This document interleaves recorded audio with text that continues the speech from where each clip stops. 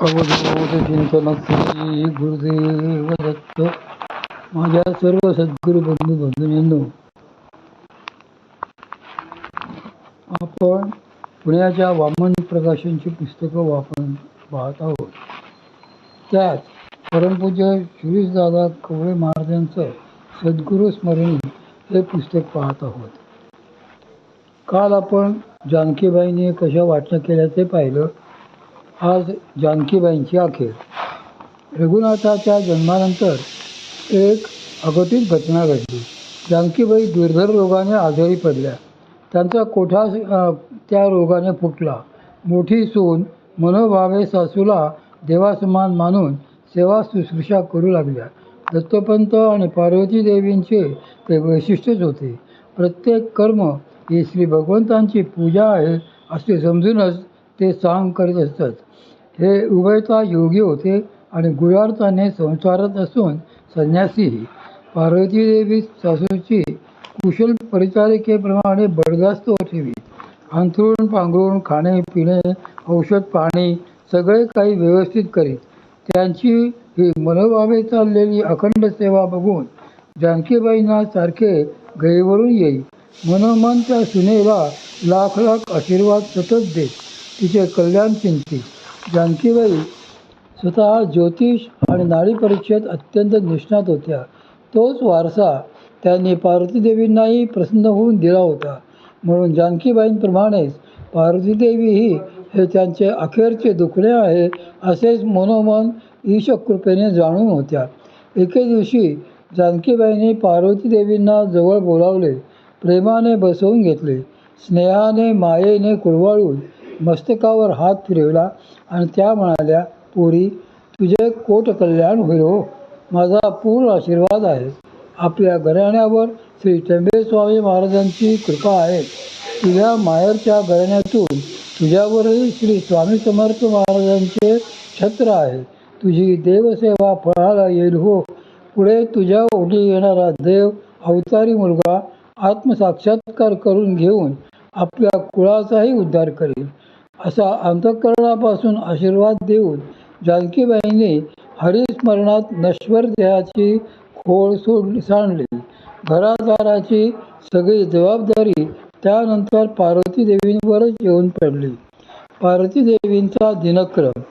पार्वती देवी ही आलेली जबाबदारी नेटाने पेलू लागल्या. भल्या पहाटे त्यांचा दिनक्रम सुरू होई. भूपाळी, स्तोत्रपठण, देवांचे नामस्मरण होऊन तांब्याच्या पंचपात्रीतून उषपान होई. प्रातःकर्मे उरकून सरासमार्जन, रांगोळी होई. दत्तोपंतांना हाताने दळलेल्या पिठाची भाकरी फार आवडे.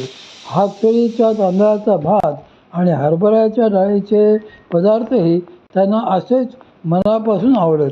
म्हणून त्या स्वतः हाताने दळण दळीत. प्रत्येक काम करताना श्री भगवंतांचे स्मरण चालूच असे. दळणकांडण उरकून मग त्या लोणी काढण्यासाठी ताकाचा डेरा घुसळत.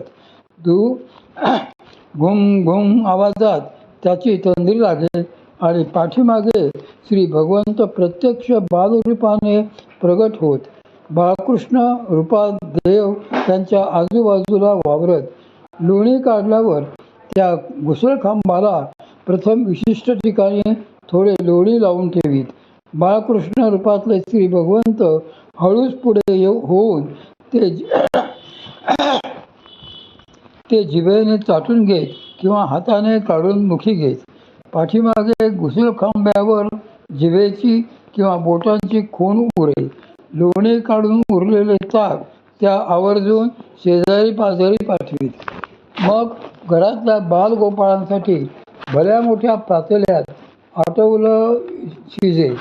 आटवलं खाऊन सर्व मुले बाळे तृप्त पावली की मोठ्या माणसांची न्याहारी, चटणी भाकरी भाजी तयार होई. मोठी माणसे न्याहारी करून कामाला बाहेर पडली की नंतर स्नान पूजापाठ करून पार्वती देवी सोहळ्याने स्वयंपाकाच्या तयारीला लागत. दत्तोपंतांना देवदर्शन. इकडे दत्तोपंतही भल्या पहाटे उठत. प्रातस्मरण करीत हंडा घागरा तांब्या धोतर घेऊन जवळच शिवगंगा नदीवर अनेकासाठी जात. सगळे उरकून स्नान करून हंडा भरून त्यावर घागर व त्यावर तांब्या ठेवून धोत्राचा व उपरण्याचा पिळा खांद्यावर टाकून घरी येत. घरी आल्यावर पहाटेची बैठक, पूजापाठ उरकत. सगळे आटोपले की न्याहारी करून रोजच्या कामांना बाहेर पडत. कुलकर्णपणाची शेतीवाडीची कामे उरकून परत घराला येत. घरी आल्यावर आल्या गेल्याची विचारपूस पाहुणचार करीत. तोपर्यंत पार्वतीदेवींचा स्वयंपाक तयार होई. नैवेद्य वैश्वदेव होऊन आलेल्या पाहुण्यांना अतिथीला पंगतीला घेऊन सोहळ्याने जेवण होई. अद्वितीय चवीचे ते भोजन जेवून सगळे तृप्त होत. दुपारी भोजनानंतर दत्तोपंत ओसरीवर बैठक टाकीत शाडूच्या मातीचा तयार गोळा घेत आणि त्यातून देवांच्या मूर्ती तयार करीत. तासनतास त्यांचे ते काम चालत असे. तो त्यांना एक छंदच होता. मूर्ती तयार झाली की ते त्या मूर्तीची मानसपूजा करीत. मनोमन मूर्तीशी संवाद साधित. अशा वेळी त्यांच्या भावानुकूल प्रत्यक्ष देव समोर प्रगटत असत. त्यांच्याशी त्यांचा प्रेमपूर्वक संवादही चाले. त्यावेळी दत्तोपंतांच्या डोळ्यातून अश्रुधारा वाहत राहायच्या. पार्वतीदेवी नेहमीच दाराआडून हे अद्भुत बघत असत. असा विलक्षण भवबंध छेदणारा जगावेगळा छंद दत्तोपंतांचा होता. या उलट सीतारामपंत माणूस गाणे होते. ते नेहमीच पाहुणे टाळीत. त्यासाठी ते नाना युक्त्याही लढवीत. कधीकधी चक्क दाराला बाहेरून कडीच लावून घेत. सगळे पाहुणे सरतेशेवटी दत्तोपंतांकडेच येत. तिथे त्यांचे मनापासून स्वागत होई. त्यांना प्रेमाने आसन दिले जाई. दाराआडून कोण आले हे बघून